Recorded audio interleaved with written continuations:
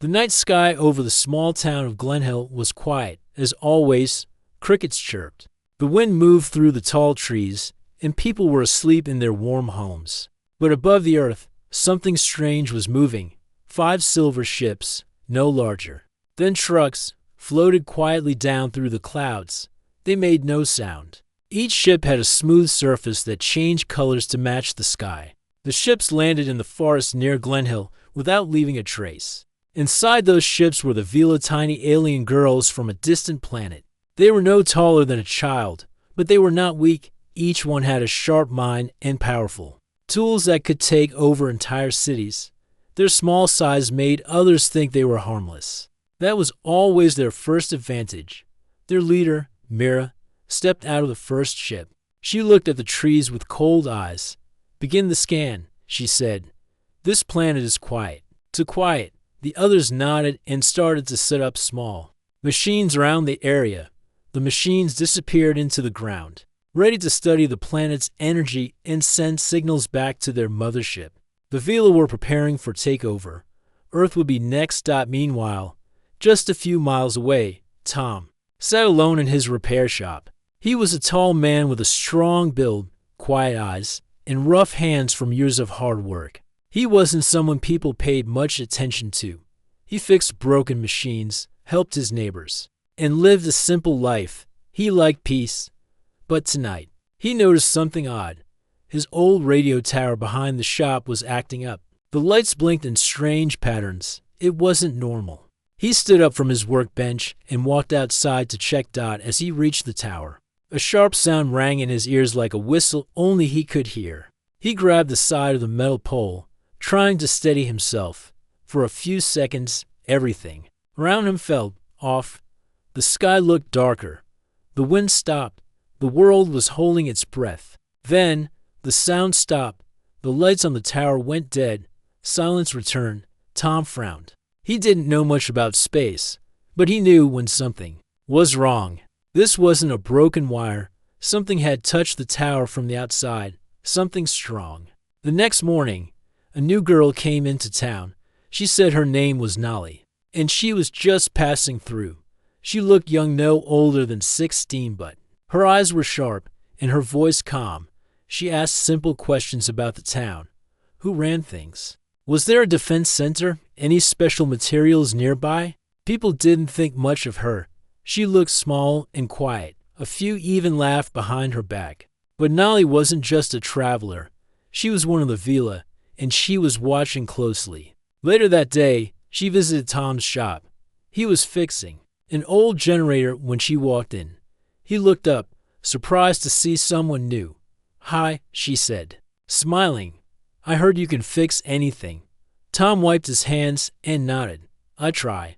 "What do you need?" "I have a strange device that stopped working. I think it's the power cell." She handed him a small cube. It looked like nothing he'd ever seen, smooth, glowing, and warm to the touch. He turned it in his hands. "Where did you get this?" he asked. "It was a gift," she replied. Tom didn't ask more. He brought out his tools and began to study it. As he worked, Nolly watched his hands closely. She was scanning him without him knowing, measuring his strength, brain activity, and reaction to energy. The results confused her. He was stronger than a normal human, not just in body, but in resistance. Her low-level mind waves didn't affect him at all. She tried again, sending a quiet suggestion into his mind. Drop the tool. But he didn't even flinch. Tom looked up. "Something wrong?" he asked. Nolly smiled quickly. "No, just watching." He handed the cube back. "This isn't from Earth. Be careful with it." She nodded and walked out. But inside, she was troubled. Back in the forest, Mira received Nolly's report. "There's a human who resists our control. He is stronger than he looks." Mira narrowed her eyes. "That's not possible. Earth's species are weak." "Not him," Nolly said. "There's something different. I will study more." "Do not get attached," Mira warned. "Our mission is clear." Nolly nodded, but she looked away. Something about Tom made her feel unsure. That night, the Vila activated the first phase of their plan. Hidden machines under Glenhill began to send low psychic pulses through the air. Most people became tired, quiet, and easy to lead. A few forgot where they were. Some even wandered into the forest, never to return. But Tom stayed the same. He slept deeply, then woke up at sunrise like always. He fixed a truck, helped an old man with his roof, and went to the store. He noticed people acting strange, but when he asked, they just smiled and said they were fine. Tom didn't believe it. Later that evening, an old radio tower near the edge of town caught fire after a strange flash of light. Children were trapped nearby, unable to escape as metal beams fell. Tom ran to the scene. Without thinking, he rushed in and lifted one of the beams with both arms. It was huge, at least a ton, but he held it up until the kids were safe. People stared in shock. Phones recorded the scene. No one had seen him do something like that before. Far above, in one of the Vila's ships, the footage reached Mira. She stared at the screen in silence. "Is this the same human?" she asked. "Yes," said Nali. "Then Earth may not be as weak as we thought," Mira said coldly. "Keep watching him. If he becomes a threat, we remove him." The night air in Glenhill had never felt so heavy. The sky remained a dull gray, and the strange silence across town grew deeper. People moved like shadows, their faces empty. Tom walked beside Nali through the quiet streets. They didn't speak much. Both knew they were being watched. Tom had questions, many of them, but something told him the answers weren't simple. He needed to understand who he was, what was happening to him, and why the Vila couldn't control him like they did the others. Nali led him to the forest, far from the town and the Vila machines. As they walked deeper into the trees, Tom noticed the birds had stopped singing. Even the wind seemed to avoid the place. Finally, they reached a small cave covered in moss. Nali pushed aside the vines at the entrance. "I found this last week," she said. "There's something inside, something connected to you." Tom followed her inside. The cave was dark and quiet. Nali turned on a small glowing stone. The light showed symbols carved into the walls, symbols that looked very old. Tom stepped closer, running his hand over them. The markings weren't just pictures. They showed stories. One showed humans standing against strange creatures from the sky. Another showed a man, much taller than the rest, holding back a wave of light. And one image showed that same figure standing beside smaller beings that looked very much like the Vila. This is history," Tom said slowly. "Real history." Nali nodded. "I translated some of it. These stories are thousands of years old. Your kind wasn't always alone." "You mean humans worked with others?" "Yes," Nali said. "Long ago, humans had guardians. A small number were chosen and changed. Their bodies grew stronger, their minds sharper. They were meant to protect the planet from threats beyond the stars." Tom looked down at his hands. "But that's just myth. My grandfather used to say things like that. I never believed it. Maybe it's not myth. Maybe it's memory," Nali said softly. Tom turned to her. "You knew this when you came here?" "No," she replied.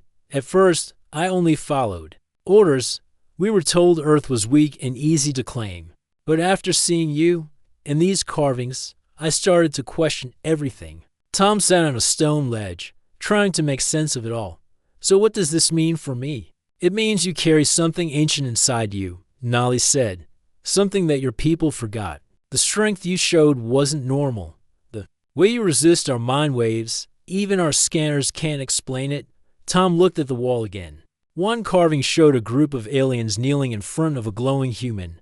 Round him, the Earth was safe. The message was clear: some humans weren't just people.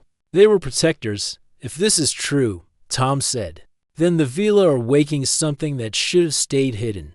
Nali walked closer. "That might be why Mira is afraid. She saw the recordings. She knows what you are." Tom stood up. "Then I need to stop hiding." Nali hesitated. "That's not all. We found something else. A signal buried deep under the town. It's not ours. It's older. We think your kind left it behind." Tom raised an eyebrow. "A signal?" "Yes, a warning, or maybe a key." "Can you take me there?" Nali nodded. "But it's dangerous.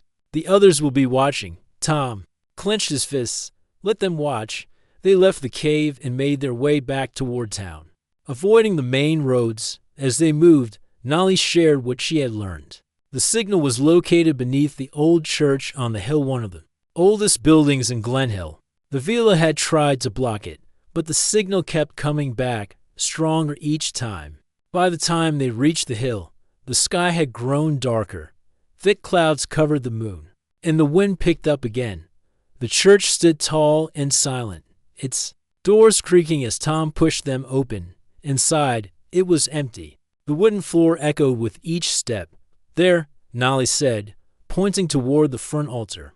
Behind the altar was a trapdoor. Tom opened it and found stairs leading down. They descended carefully, the air growing colder with each step at the bottom. They entered a chamber unlike anything Tom had seen. The walls were covered in metal plates glowing with soft blue light. In the center was a tall pillar with a crystal floating above it. The crystal pulsed slowly, like a heartbeat. "This is it," Nolly whispered. "It's been sending out a signal every hour. We don't know what it's calling." Tom stepped forward. As he reached out, the crystal brightened, a soft hum filled the room.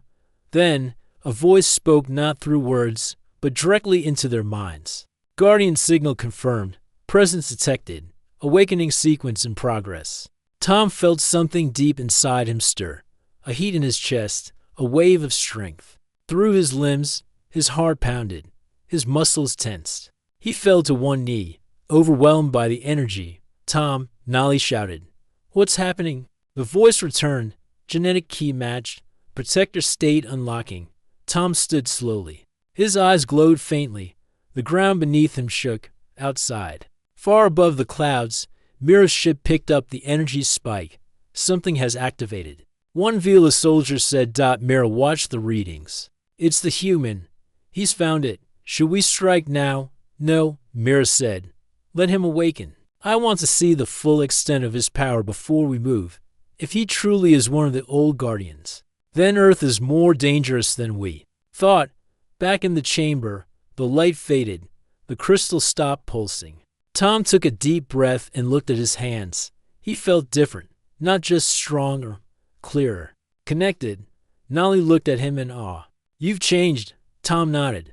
"Whatever I was before, I'm not just that now. I know who I am." From above, the sound of ships approached. "They're coming," Nolly said. Tom looked at her. "Then let them come. This time, I'll be ready." The morning after the fire, Glen Hill was quiet. People whispered to each other, but avoided talking about what had happened at the tower. No one could explain how Tom had lifted the heavy metal beam. Like it weighed nothing. Some believed it was adrenaline. Others said it was luck. But a few were too afraid to say anything at all. Tom returned to his shop early, but something felt wrong. The air was heavy. The sky had no clouds. Yet the light seemed dull. He sat at his workbench and tried to focus, but his thoughts kept going back to the fire, the children, and how his body had moved on its own. He hadn't felt tired, even after lifting something that should have broken his back. Across town, Nolly sat in a small room inside the local library. She had set up a scanner in her backpack, hidden among old books and tools. It showed live readings from the devices her team had buried underground. The psychic pulse was active. 90% of the town was now responding to the signal. People were slower, calmer, and easier to direct. Their thoughts were clouded. But Tom's signal stood out like a torch in the dark. His mind was unaffected. His body was reacting differently to the waves. Nolly frowned and tapped her screen. "Why aren't you like the others?" she whispered. She closed the scanner and stood up. Her mission was clear. Learn more about Tom. Report back. Avoid direct contact unless ordered. But she didn't want to just watch anymore. Meanwhile, in a secret base under the forest, Mira and the rest of the Vila watched recordings of the town. The psychic test was working as planned. People were walking in patterns, doing tasks without question. Even the town's mayor had become quiet and agreeable. One of the soldiers, Vera, pointed at a screen. "But look at this human. He continues to resist." It was Tom, walking down the street with bags of tools, completely unaware he was being watched. Mira narrowed her eyes. increased the pulse in his area. Let's see if his mind can still block it. Back in Glen Hill, Tom suddenly paused while walking. His head hurt, like something was pushing inside his brain. He dropped his bags and leaned against a wall. For a moment, he couldn't see clearly. He heard whispers, though no one was nearby. Sleep, rest, forget. He shook his head hard. The pain faded. His vision returned. He picked up his tools and kept walking, faster this time. Something strange was happening, and he had to find out what it was. Nolly watched from a rooftop. She had seen the way Tom resisted. Most humans collapsed within minutes under high psychic pressure, but not him. Not only was he resisting, he was getting stronger. Later that day, Tom visited the town library. He hoped to find old records about radio waves or strange events. He didn't expect to find Nolly sitting by a large map near the window. She smiled when she saw him. Looking for something? He nodded. Something strange is going on. The radio signals, the tower, people acting weird. Nolly acted curious. Do you think someone is behind it? Tom looked at her closely. I don't know, but I feel like something is pressing on my mind, like I'm being pulled. Nolly stood up. Come with me. I know a place where we might find answers. Tom hesitated, but something in her voice made him follow. She led him through the back of the library, down an old stairwell, into a storage room filled with dust and forgotten boxes. In the corner was a hatch, hidden under a carpet. What is this? Tom asked. Nali opened the hatch. An old fallout shelter. I found some strange markings here yesterday. They might help. They climbed down into the shelter. Inside, Tom saw old carvings on the wall, symbols and drawings that looked nothing like human writing. One showed a tall human standing beside small beings with large eyes. Another showed the tall figure protecting Earth from falling stars. These are old, Tom said, touching the wall. My grandfather used to tell stories like this. What kind of stories? Nolly asked, watching him carefully. He said our family came from a long line of guardians. Not soldiers, not fighters. Just people who stood their ground when the time came. Nolly stepped closer. Have you ever seen something strange in yourself? Something different? Tom looked at her. You're not from around here, are you? She paused. For a moment, she said nothing. Then she nodded. No, I'm not. Tom wasn't surprised. Are you the one sending those signals? Nolly sighed. Not just me, my people. We came to study Earth. Then take it, quietly. Tom clenched his fists. Why tell me this now? Because you're not like the others. You don't fall. Under control. You fight it. You lifted a beam that should have crushed you. There's something inside you. Something old. Tom looked back at the carvings. Then your people made a mistake. Nolly nodded slowly. Yes, but not all of us agree with the plan. Some of us are changing. Suddenly, a sharp sound filled the air. Nolly's scanner beeped loudly. They found us, she said. We have to go. She grabbed Tom's arm and led him out of the shelter. Outside, in the sky, 3 small ships flew over the town. They released a wave of energy that shook the buildings. The pulse had increased again. Tom fell to one knee. His head throbbed with pain, but he didn't fall. Nolly turned to him, amazed. You're still awake? He looked up, eyes burning. I won't let them take my home. High above, Mira watched the readings. He resists again. This one is dangerous. Shall we remove him? Asked Vera. Mira shook her head. Not yet. He may be the key to Earth's hidden defense. Let's test him further. Back in town, the sky darkened. People stood still in the streets, staring at nothing. Only Tom and Nolly moved freely. Tom looked at her. If we're going to fight this, I need to know what I'm really made of. Nolly gave a small nod. Then let's find out together. The sound of engines grew louder as the Vela ships moved through the clouds. Their silver bodies glowed against the dark sky, and bright lights shone down over Glen Hill. People below continued walking in a strange daze, unaware of what was coming. Tom and Nolly stood near the church, just outside the secret chamber. The air around them was warm, filled with energy that still flowed through Tom's body. He felt different. His hands no longer shook, and his mind was sharper than ever before. It was as if his body had been sleeping for years and had finally woken up. What do we do now? Nolly asked. Tom looked up at the ships.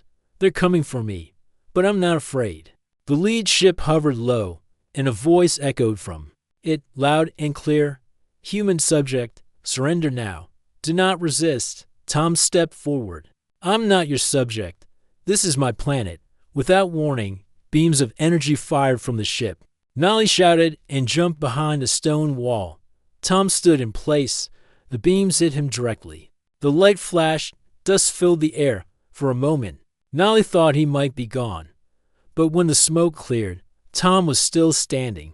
The ground beneath him was cracked, but he looked untouched. One of the Vila pilots inside the ship stared at the screen.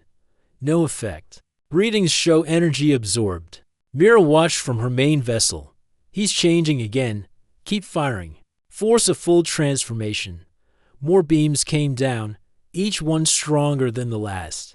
Tom's eyes burned with golden light. His skin shimmered. Like something hard and ancient was forming beneath it.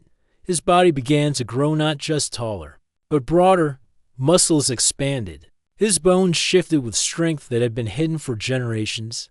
Nolly gasped. She had read about the guardian form, but she had never seen it.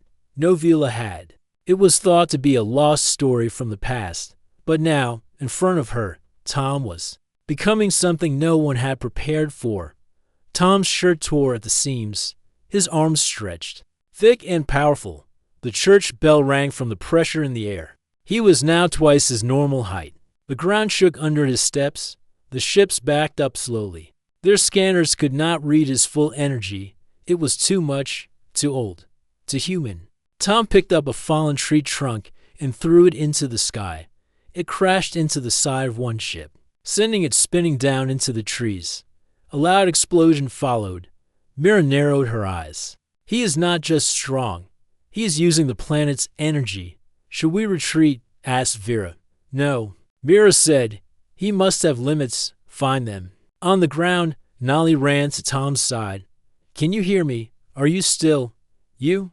Tom looked at her. His voice was deeper, but still calm. I'm still here. I can feel everything.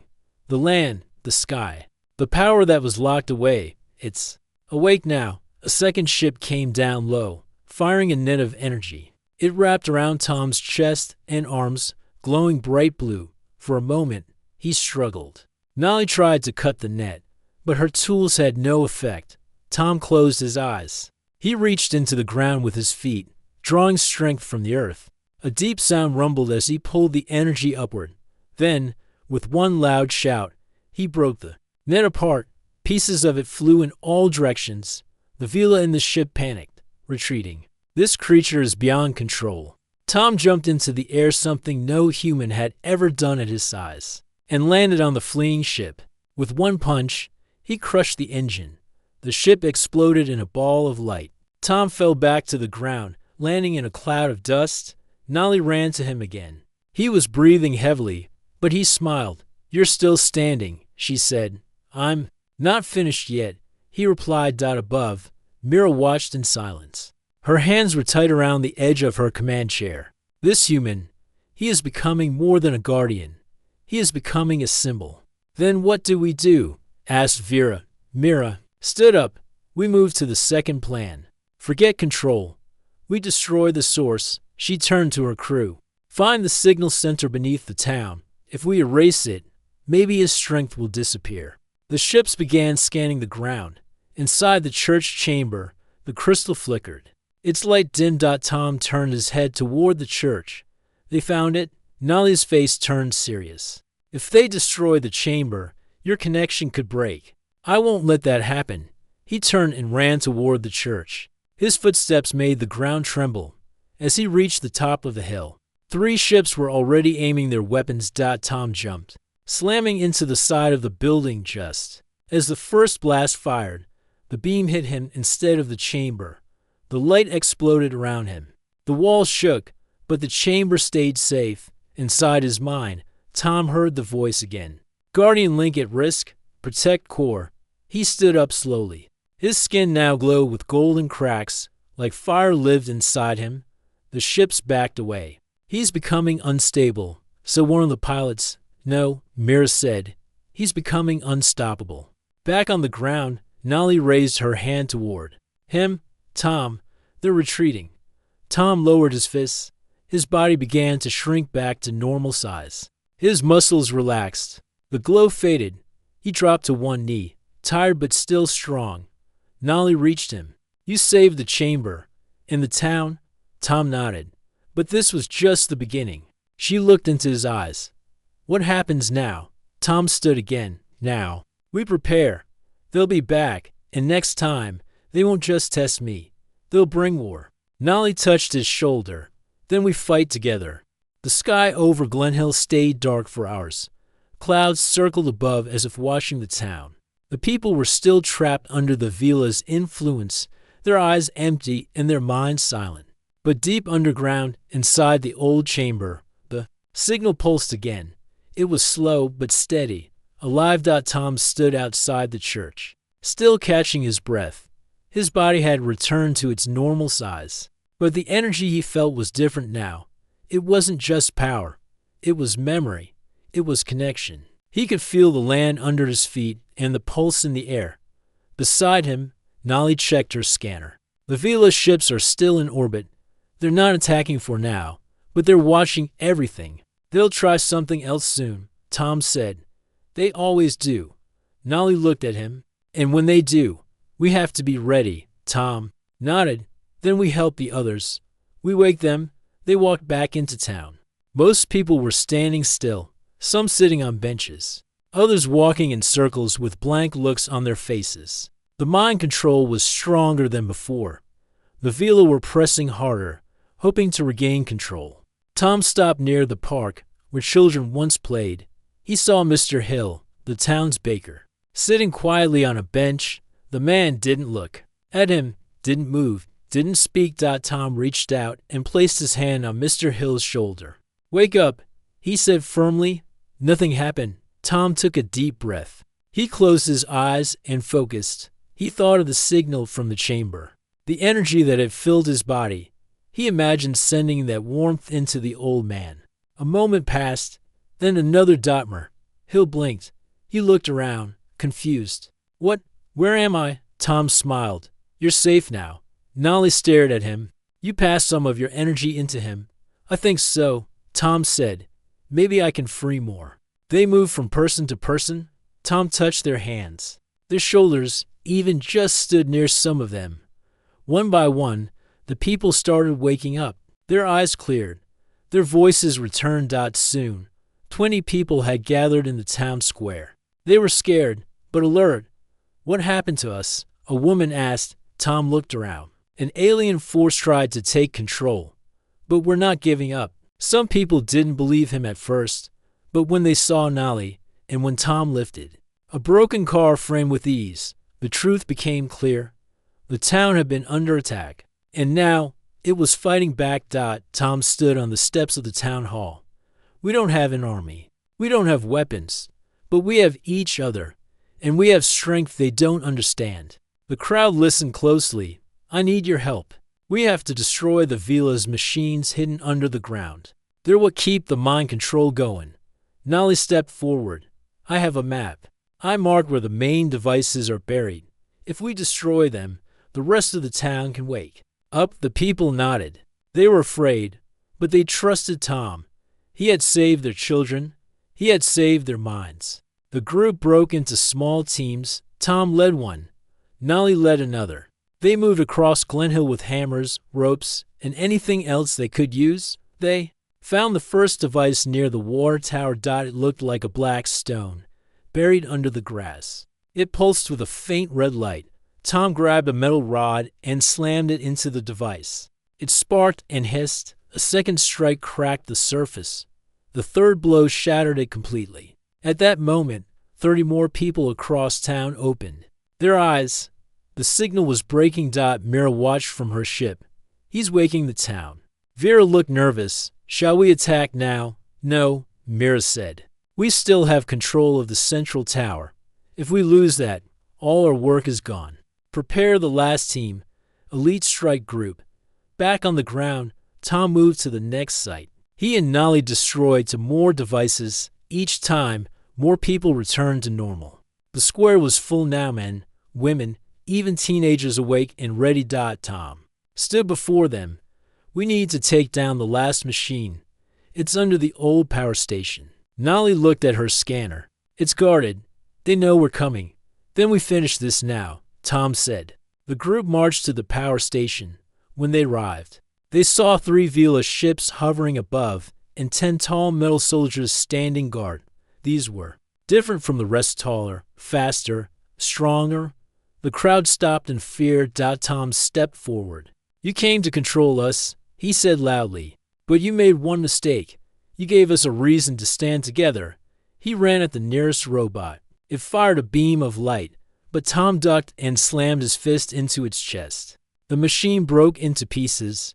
The townspeople rushed forward with tools and ropes. They didn't have real weapons, but they had numbers. They pulled down 2 robots, smashed another with metal poles, and worked together like a real team. Nolly used her tech to disable one of the ships, causing it to crash nearby. Tom faced the last robot alone. It was the largest of them all. It punched with steel arms. Each hit strong enough to shake the ground. Tom blocked one, then another, before lifting the robot into the air and throwing it into the river. The battle was short, but hard. When it ended, the people stood around the last device. Tom raised a hammer. Together, they all placed their hands on the handle, and Tom brought it down. The machine broke apart. A loud hum filled the air. Then silence all across Glen Hill. People woke up. The mind control ended. Tom fell to his knees, tired but proud. Nolly helped him up. You did it. We all did it. The townspeople cheered.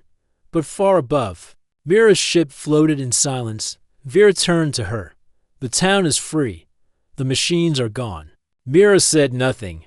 Her eyes were fixed on the screen, watching Tom. He's more than we expected, she said. Do we retreat? No, Mira replied. We bring the core weapon. If we can't take the planet quietly, we end it quickly. Glen Hill stood free, but the sky above still burned with light. The Vela ships had stopped circling.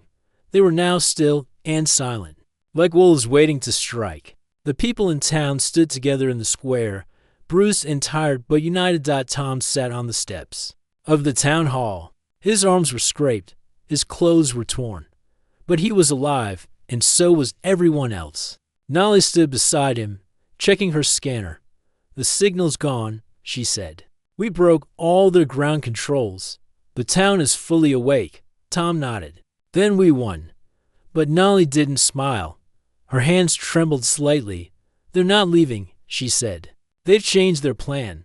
I just picked up something new from the mothership. Tom looked at her. What kind of something? They're bringing the core weapon. Tom stood up at once. What does it do? Nolly looked around, then lowered her voice. The core weapon is not for control. It's made to destroy a planet's main energy line. If they use it, it won't just hurt the town. It will break the planet's natural balance. Oceans will shift. Weather will collapse. Earth will not survive it. Tom's jaw tightened. And when are they planning to fire it? Nolly looked at her scanner. Soon. Maybe an hour. Maybe less. They're charging it now. Tom stepped toward the crowd. Everyone, listen to me. The people quieted. They're planning to use something far worse than before. It won't just take your minds. It will take everything. Fear returned to their eyes. Tom looked at them one by one. But we have a chance. One chance. There's still time to stop it. How? Someone asked. We don't have ships. We can't reach them. Tom turned to Nolly. She answered for him. There's one way. A tunnel system under the mountain leads to a launch tower. My people used it during early scouting. From there, we could reach the energy center of their mothership. Tom nodded. Then I'll go. The people began to protest, but Tom raised a hand. This is not just my fight, but I know the risk. I've already been changed by the signal. Maybe I can do more up there. Maybe I can stop the weapon. I'm going to, Nolly said. Tom looked at her. You don't have to. Yes, I do, she said. I was part of the problem. now want to be part of the answer. The crowd helped them gather supplies. An old armored truck was brought forward, repaired, and refueled. Tom climbed in with Nolly beside him. As they drove toward the hills, the town watched them go. The wind blew gently, children waved, some people cried, not knowing if they would return. The road led them to the edge of the forest, then into the rocky paths beyond. After an hour, they reached a metal door hidden in stone. Nolly pressed her hand to it. The door slid open. Inside was a tunnel lit by faint blue lights. The air was cold and dry. They walked in silence, their steps echoing on the metal floor. "How far is it?" Tom asked. 2 miles underground, Nolly said. "Then we rise into the tower. From there, we can enter the lower deck of the mothership." "Will they be waiting?"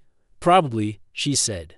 They walked faster. Time was running. Out as they reached the end of the tunnel, an elevator waited. Nolly touched the panel. The lift shook, then began to rise. Tom looked up. "If I don't make it back, tell them not to forget what happened here." Nolly looked at him. "If you don't make it back, none of us will be left to remember." The elevator stopped. A hatch opened. They stepped into a long hallway inside the ship. It was quiet. Too quiet. Suddenly, alarms sounded. Red lights flashed. Voices shouted. "They know we're here," Nolly said. From the end of the hall, Vila soldiers appeared. This group was different. They wore silver armor and carried sharp energy spears. Tom stepped in front of Nolly. "Get to the core. I'll hold them. You can't fight all of them alone." "I won't need long," he said. He took a deep breath. His hands glowed. His body began to grow again, just like before. The floor cracked under his feet. His back straightened. His muscles expanded in seconds. He towered over the soldiers. The Vila charged.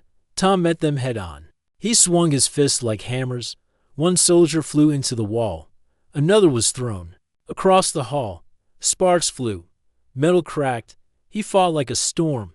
Nolly slipped past them, moving toward the control room. Inside, she saw the core weapon tall, glowing, and pulsing with deadly energy. A timer showed 2 minutes left. She ran to the panel. Her hands flew over the controls. But the system was locked out behind her. Mira's voice came from a speaker. "You don't belong there." "Nolly, I belong where I choose now," Nolly said. "You betrayed your people. I followed my heart." She replied. She looked at the core. It needed a living energy source to shut down. Her eyes filled with tears. She knew what she had to do. Outside, Tom had cleared the hallway. The floor was littered with broken weapons and metal pieces. He ran into the room. "Nolly, it's done. I can help you now." But she was already stepping toward the core. "Nolly, no," she smiled. "I read the old codes. The core can only be shut down by someone who shares Vila blood and carries no command link." "That's you," Tom said. Double quotes, "Yes, and it requires full energy transfer." Tom stepped forward. "Then let me know," she said firmly. "You are Earth's guardian. You're needed down there. But I am the one who can end this." Tom looked into her eyes. "I'm not afraid," she said. She reached the core and placed both hands on it. Light spread through her body. Her eyes glowed. The countdown stopped. The weapon faded. Her body slowly turned into light. Then she was gone. The ship shook. A voice came through the hall. "Weapon disabled. Command center shutting down. Vila. Retreat confirmed." Tom stood in silence. The battle was over, but the cost was real. The ship began to lose power. The glowing lights inside the Vila mothership turned dim. The energy core was silent now. The countdown had stopped, and Nolly was gone. Tom stood still for a long time. The air was quiet. Only a low hum remained. As the ship slowly sank into sleep, he looked at the place where Nolly had vanished. She had given everything to save Earth. He clenched his fists, his heart heavy. "I'll make sure your sacrifice is not forgotten," he whispered. A door opened. Behind him, a voice came through the hall. "Human," it said. "We surrender." Tom turned. 3 Vila stood there, no weapons, no armor. They were smaller than the guards he had fought earlier. Their faces were no longer proud. They looked tired and afraid. Tom didn't attack. He stepped forward slowly.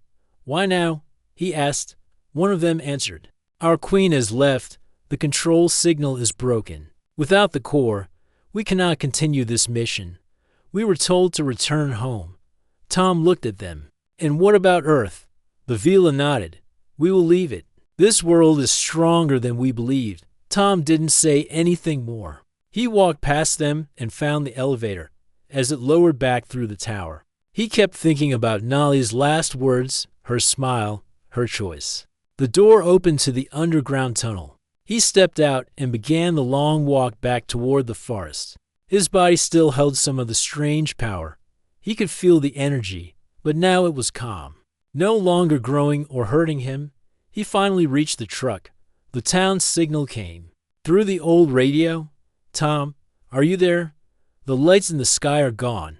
Are you okay?" Tom picked up the radio and spoke. "The weapon is destroyed. Nolly did it. The Vila are leaving. Earth is safe." There was silence, then loud cheers in the background. "Come home," the voice said.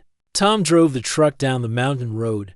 The sun was rising now. The sky had turned orange and gold. Birds flew across the trees. It felt peaceful, like the world was breathing again. When he reached the town square, everyone was waiting. Children ran to the truck. Adults gathered around. Mayor Lewis stepped forward. "You did it." The mayor said. Tom shook his head.